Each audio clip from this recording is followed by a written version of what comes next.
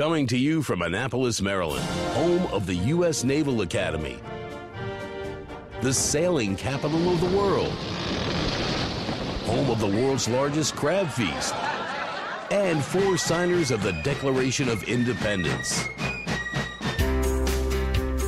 This is the Eye on Annapolis Daily News Brief, a daily roundup of local news that you can use, including local sports, local events, local opinion, and local weather from DMV Weather.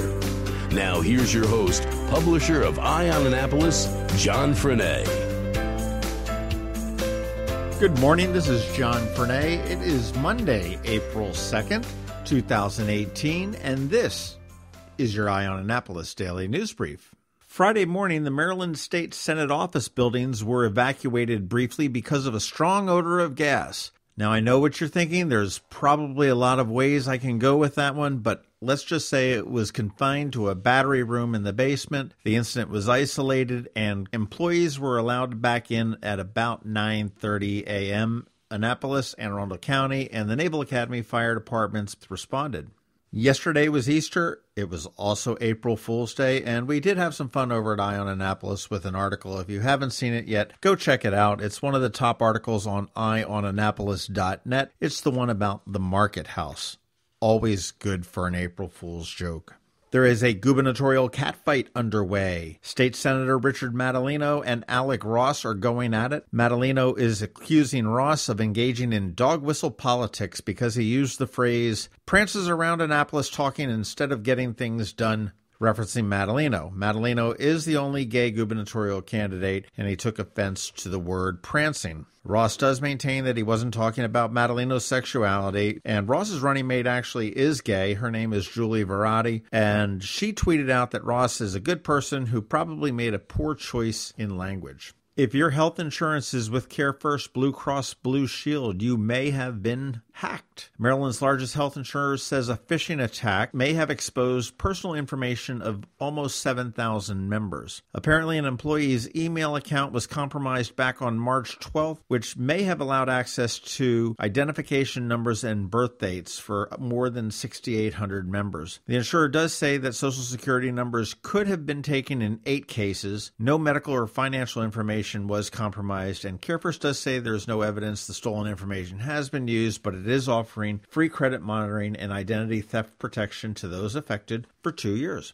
Somebody else that may be providing that kind of protection is the owner of Lord & Taylor, Saks, and Saks Off Fifth, which is the Hudson Bay Company. They were notified of a breach at their department stores, and the company did not immediately provide any details about how many customers were impacted, but it did say they would not be liable for charges and would be offered free identity protection services as well. The cybersecurity firm that actually uncovered the breach, Gemini Advisory, said that more than 5 million credit and debit cards were stolen and that 125,000 of them were for sale on the dark web. And this is apparently one of the largest breaches to hit a retail company. Not good news for Lord & Taylor as they're preparing to move out of Annapolis at the end of the month.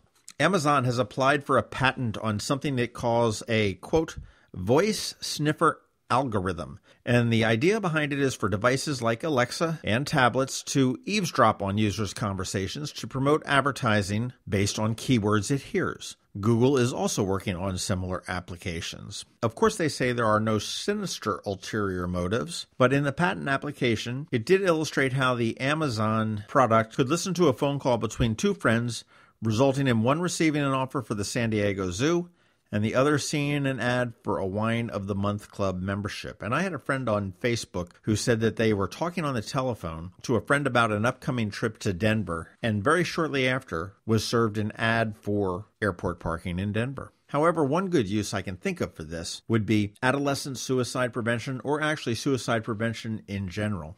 But for the most part, that's a great big no from me. Hey, if you're looking for a time suck that isn't Facebook, head on over to SevernaParkOspreys.com.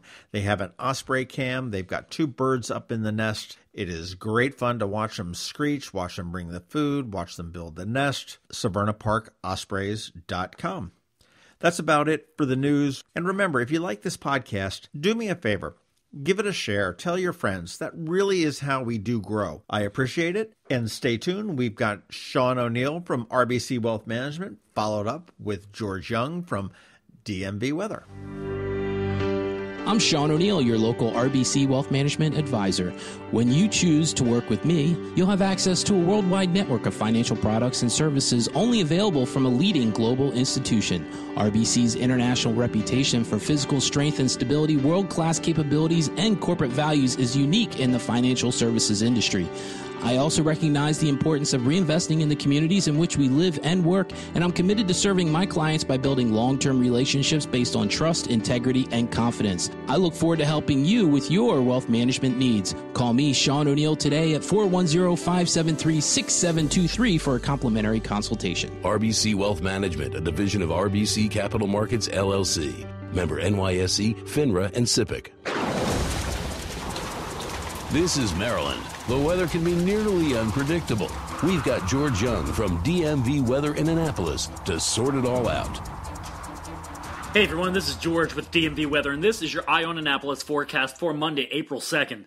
It was a nice weekend all the way around for the Annapolis area, which was a good thing because today through Wednesday will be wet and gray, with the upside being Tuesday and Wednesday at least will be warm with temps in the upper 50s and 60s after a chilly day today in the upper 40s and lower 50s across all of Anne Arundel County.